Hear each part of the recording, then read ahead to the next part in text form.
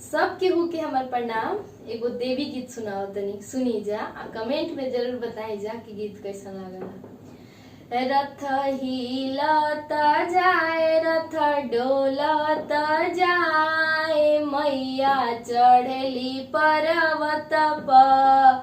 रथ हिलत जाए, रथ डोलत जाए, मैया चढ़ली पर्वत पर। मैया के मांगे से नूरा सोहे, मैया के मांगे से नूरा सोहे। पटे हरवा बोलाओ, पटे हरवा बोलाओ, मैया चढ़ली पर्वत पर।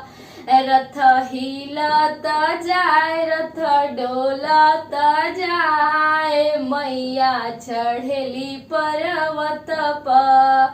मैया के काने झुमका सोहे, मैया के नाके नथिया सोहे। सोनरवा बोलाओ, सोनरवा बोलाओ, मैया चढ़ली पर्वत पर।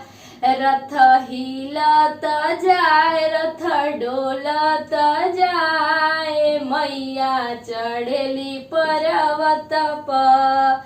मैया के कमर साड़ी सोहे, मैया के कमर चुनरी सोहे। बाजजवा बोलाऊ, बाजजवा बोलाऊ, मैया चढ़ली पर्वत पर।